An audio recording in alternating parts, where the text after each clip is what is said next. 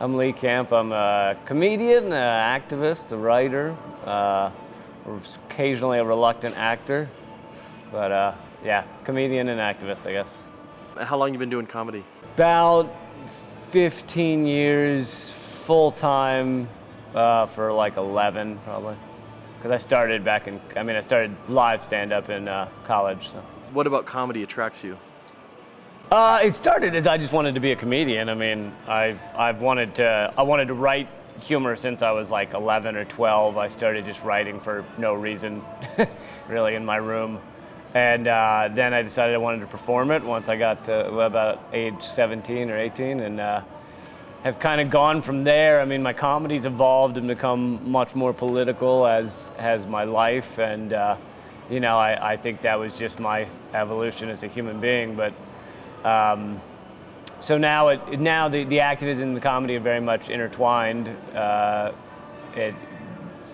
You know, sometimes it's more comedy and sometimes it's more activism, but they're kind of hopelessly intertwined, which is nice that I can combine the two into a career, and it's my passion and what I care about all into one thing. So that's really great, and yeah, so I just kind of continued on that path wherever it takes me. It takes me to bizarre places and wonderful places, and just kept going with it.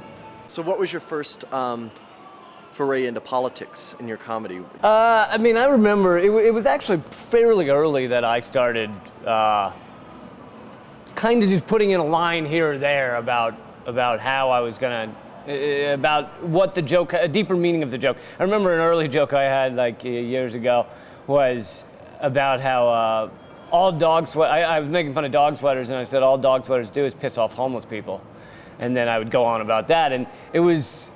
It took something that was just a surface observation about dog sweaters being ridiculous, and then made it something a little deeper about homelessness, and about how, you know, we spend all this money on things like diamond encrusted tiaras for dogs, and meanwhile there's people sleeping on the streets, and it's just you know, just calling that to people's attention, and that was even back when I wasn't that political a comedian. It was just, I would just insert little things here and there that made a joke have something deeper to it, and yeah, it kind of kept going from there. You know, there's a lot of reasons. I mean, that I made the switch kind of to full-on political comedian or cultural commentary. I think when you say political comedian, a lot of people think it's all, you know, John Boehner did this today jokes, which I, you know, hardly mention politicians by name in my act, hardly at all. You know, I'll say Obama twice during an hour, because I feel like it's much larger than that, you know, what's going on globally. And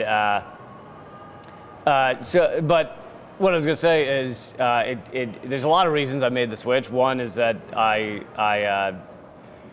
wanted to, I just wanted to, if I was gonna spend this hour, you know, an hour a day or at times on stage in front of people saying something, I wanted to have it more than just laughs. I wanted to have it say something deeper, and so that was part of the switch. And then another part of it was that I like those laughs. A laugh has a different feel to it. It's got a weird difference when people are hearing a truth about our reality, our society.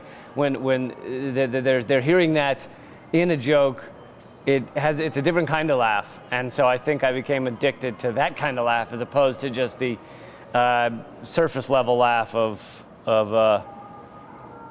you know, observational stuff. And that doesn't mean I don't still love that stuff. There are some great observational comedians that don't say anything political at all, and they're brilliant, so.